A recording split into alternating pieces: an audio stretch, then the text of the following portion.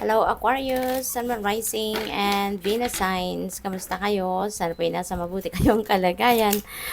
Welcome back po sa Star Tarot. At kung bago kayo dito, welcome din po kayo. Please subscribe, like, share my videos, and leave me a comment kung nakaresonate po kayo. Thank you. Tignan natin kung ano po yung mga mensahe and the energies ninyo surrounding this week.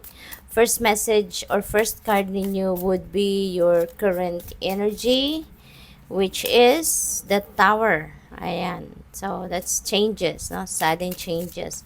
Ano ang dapat ninyong i-embrace this week? Ayan. So, meron tayong Ace of Pentacles at the Emperor. Napakaganda naman. Ano yung kailangan ninyong iwasan? No? What to avoid this week? We have Ace of Cups. Talaga? So, ano yung mga potential, no, na mga magiging accomplishment ninyo? Potential accomplishments this week. We have Three of Swords. Yung sunod din yung card would be yung potential blessings, no? Yung mga posible na mga biyaya, mga oportunidad na pwedeng dumating, pumasok sa buhay ninyo this week is Judgment. Ayan.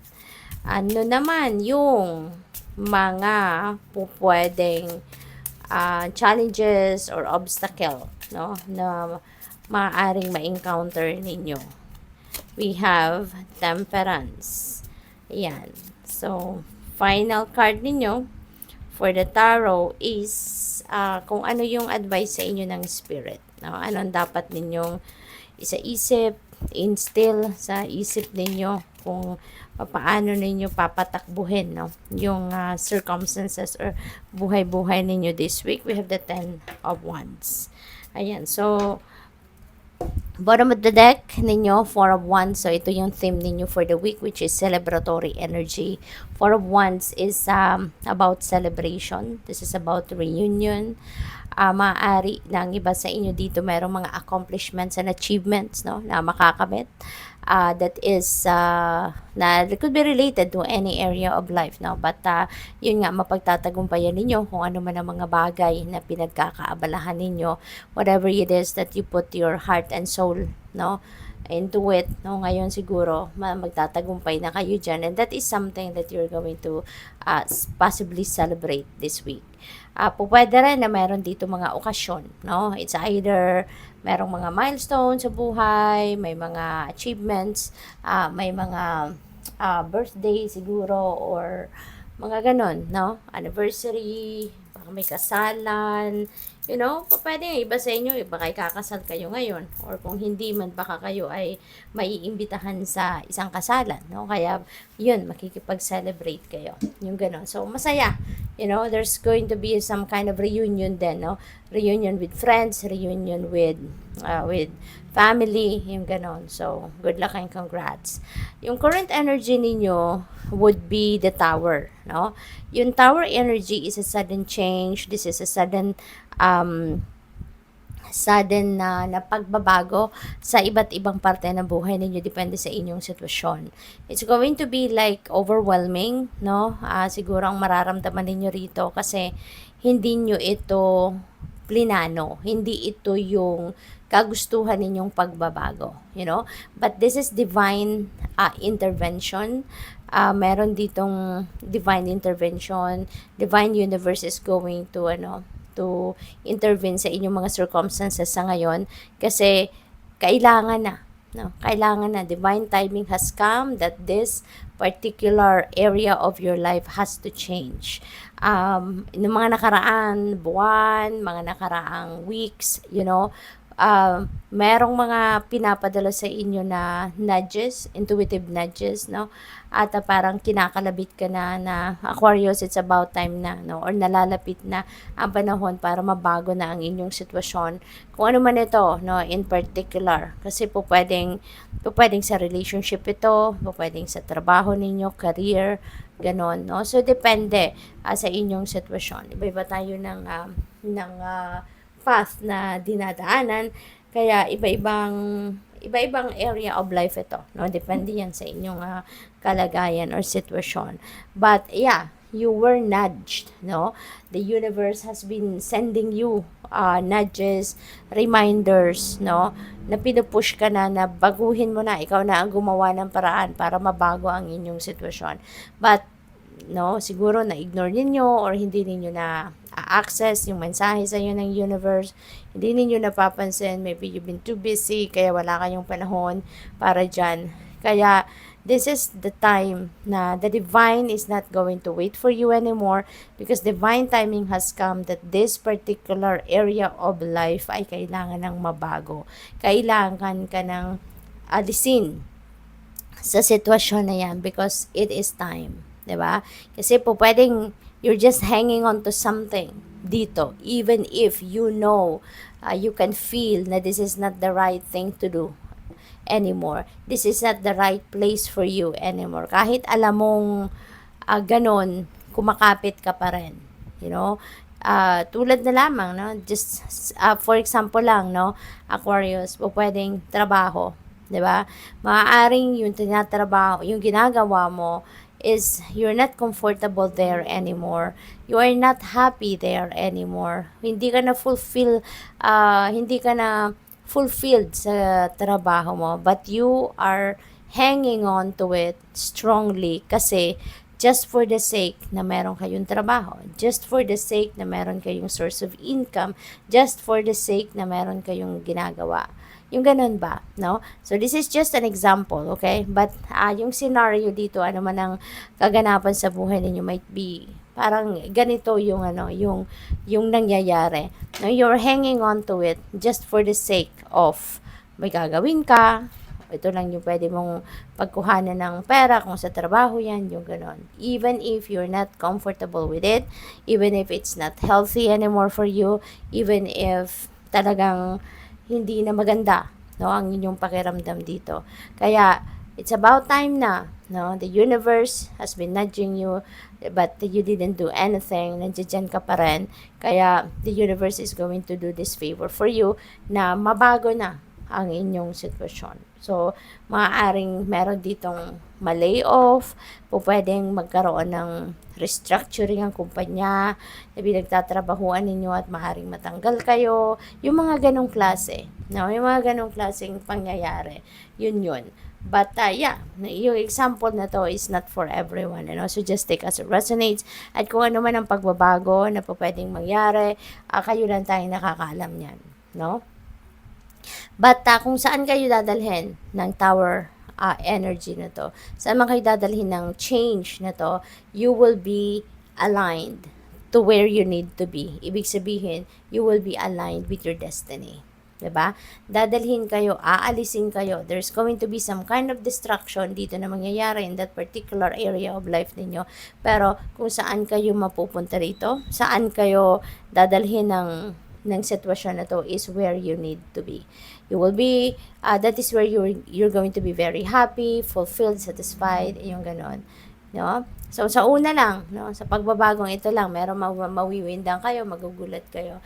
But at the end of the day, kapag nandun na kayo, nakarating na kayo sa posisyon or kung saan man kayo dapat makarating, masasabi ninyo na, sana pa lang, noon ko pa to ginawa, sana pa lang, diba? Matagal ko nang binago ang sitwasyon ko, yung ganon. So, what to embrace sa ngayon is Ace of Pentacles, which is a very beautiful energy, at saka we have the Emperor. Napakaswerte ninyo din, no? Around this time, kasi both of them, signifies abundance, prosperity, stability, pagdating sa pera, trabaho, career, negosyo, kung alin man dyan ang pinagkakaabalahan ninyo, this is really beautiful. Ace of Pentacles is a new beginning, no, in terms of your finances. Kaya po pwedeng meron kayong gagawing or papasuking bagong trabaho, pwedeng additional yan na trabaho, additional na pagkakakitaan, or po pwedeng bagong negosyo or bagong career, So, po pwede, since may change tayo, 'di ba? So, kung kunyari, yung affected na area dito sa tower is yung trabaho ninyo, so, kaya merong papasok na bago because something is ending, 'di ba? And ganun talaga, kapag merong magtatapos, merong magsisimula. 'Diba? Kapag meron nagsarang pinto, merong magbubukas na bago, 'diba? So yung closure na 'to, no, yung kung trabaho man ito, no, na kung mawawalan man kayo ng trabaho, don't worry because there is something new that is coming in. There is a new opportunity that is coming your way.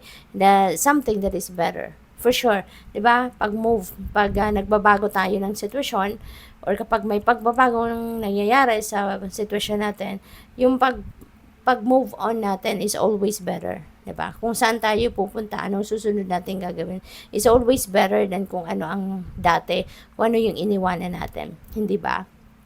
Kaya, ito yung bagong trabaho, bagong career, negosyo, anong pagkakakitaan ninyo that is going to bring forth more money, no?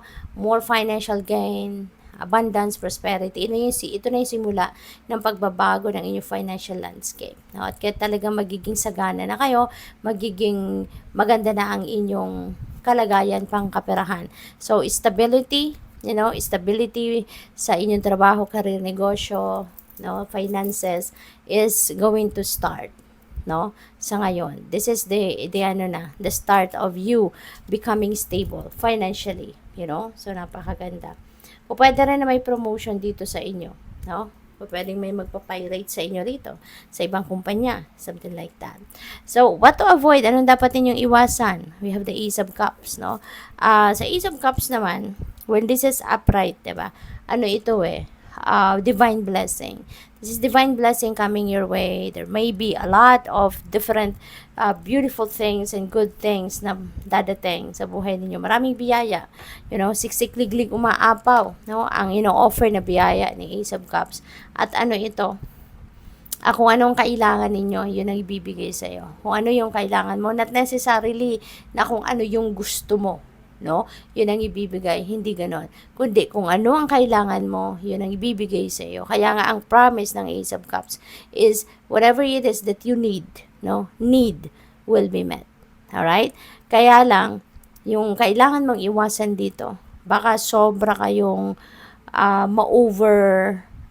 ma-overwhelm, diba? Baka ma-overwhelm kayo sa mga blessings na to at makalimutan ninyo, no, makalimutan ninyo na yung mga biyayang ito na binibigay sa iyo, it will be given to you in abundance. Marami, sobra para sa iyo, para nang sa gayon makatulong ka din sa iba. So yun ang paalala sa inyo rito, no, na these blessings are not just for you.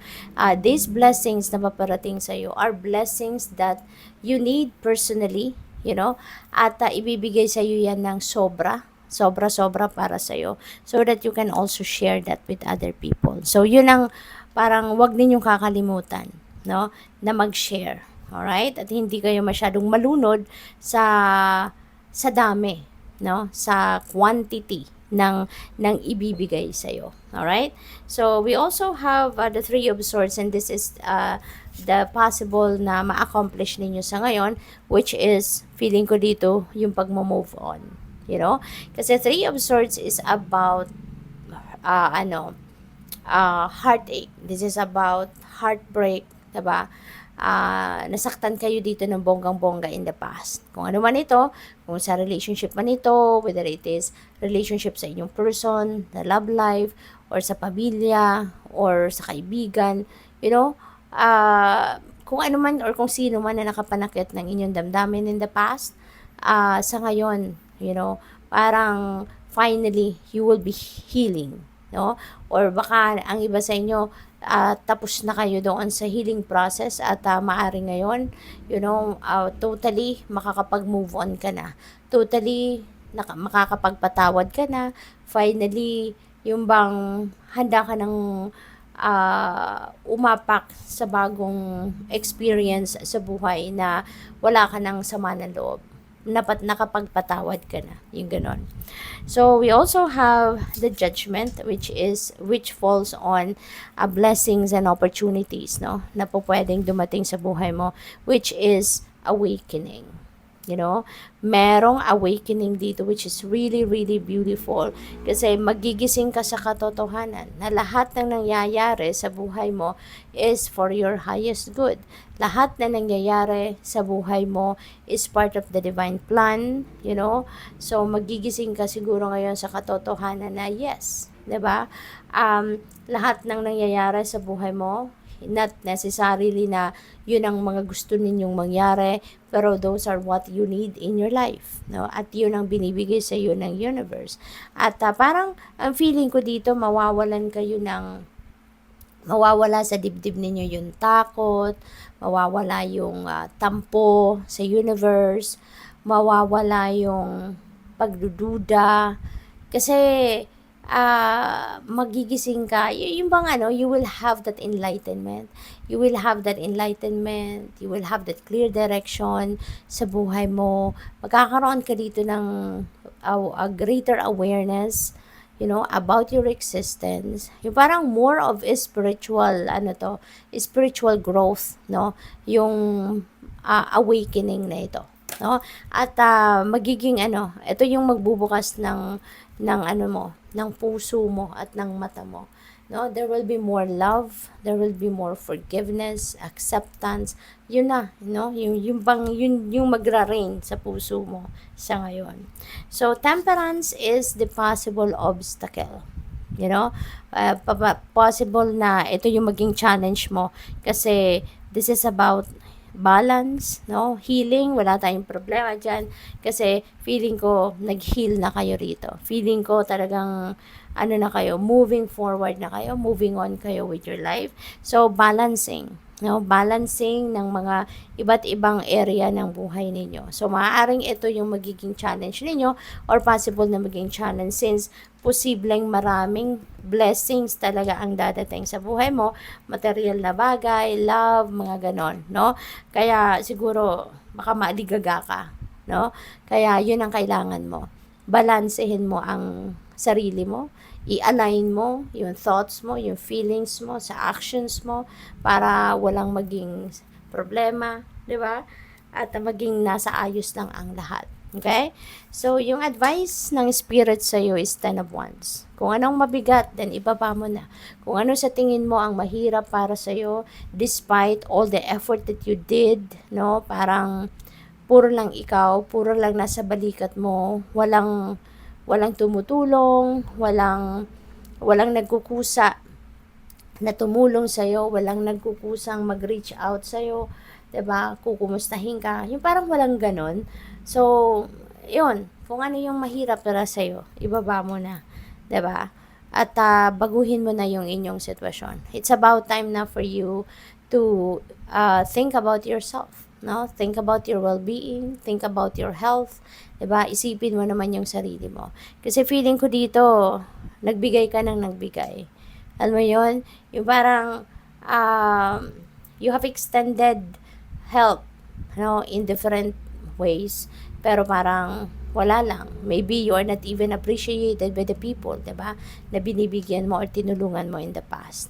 So ngayon, parang nararamdaman siguro ng iba sa inyo, ginawa ko na ang dapat kong gawin, tumulong ako. Kung hindi ninyo na-appreciate, then so be it, 'di ba? Pero ngayon, iisipin ko naman yung kapakanan ko. Ngayon, iisipin ko naman yung sarili ko. Iisipin ko naman yung makakabuti para sa akin, no? Yung ganon. So, good luck sa'yo. So, there is synchronicity rito. Meron tayong Ace of Pentacles and we have Ace of Cups. So, when there are two aces, no, or more than two aces sa reading, ibig sabihin nito na there are amazing things coming your way. Maraming po pwedeng mga blessings, miracles, mga ganon na pwedeng mag-unfold, no? These are like serendipitous events or moments, no, na mag-unfold sa buhay ninyo. Magugulat ka, pero magugulat kang magiging masaya, no? Yun ang paparating sa iyo. So, ano ba mga mensahe? We have health. An excellent time to start an exercise program or diet, no? So, many new friendships are also on the horizon. So, napakaganda kasi para mag-expand ka ngayon ng inyong circle of friends, no? Mas marami kang makikilala sa ngayon na bagong tao at ikaw ay maaring mag-build, no, ng new friendships with them.